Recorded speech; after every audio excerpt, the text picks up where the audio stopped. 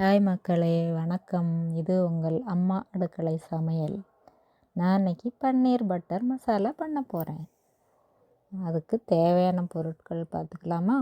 200 gram பன்னீர், ஒரு பெரிய வெங்காயம், ஒரு 3 டொமேட்டோ எடுத்துக்கோங்க. பெருசாக கொஞ்சம் மீடியமாக இருந்தாலும் பரவாயில்ல. ஒரு துண்டு இஞ்சி, 2 துண்டு பூண்டு, கொஞ்சம் கேஷ்யூ நட்டு, அப்புறமா ஒரு டீஸ்பூன் கரம் மசாலா பொடி, ஒரு teaspoon chilli powder, Kashmiri chilli powder, அப்புறமா ஒரு பட்டை, ஒரு துண்டு பிரிஞ்சி இலை, ஏலக்காய் 2, அப்புறமா கொஞ்சம் பட்ரு வேணும்.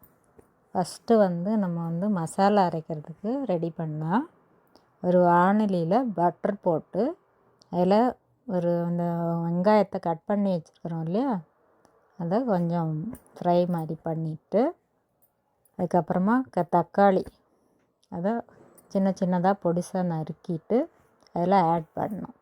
அதுக்கப்புறமா அதில் கொஞ்சம் கேஷ்யூ, அப்புறமா 2 துண்டு பூண்டு, ஒரு துண்டு இஞ்சி போட்டு நல்லா வதக்கிக்கோங்க. நல்லா வதக்கி கொஞ்சம் சாஃப்டானோடனே அதை கொஞ்சம் ஆற வச்சுட்டு மிக்சியில் கொஞ்சம் போட்டு கிரைண்ட் பண்ணிவிடுங்க.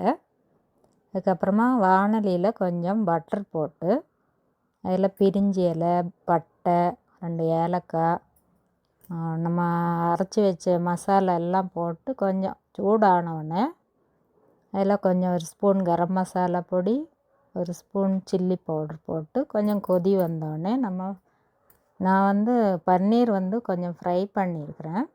உங்களுக்கு ஃப்ரெஷ்ஷாக பன்னீர் உங்கள் வீட்டில் பண்ணிங்கன்னா அதை அப்படியே நீங்கள் போட்டுக்கலாம். அதை நான் இதில் ஆட் பண்ணிவிட்டு கொஞ்சம் ஒரு 5 நிமிஷம் மூடி வச்சு கொதிக்க வச்சிட்டிங்கன்னா உங்களுக்கு பன்னீர் பட்டர் மசாலா ரெடி.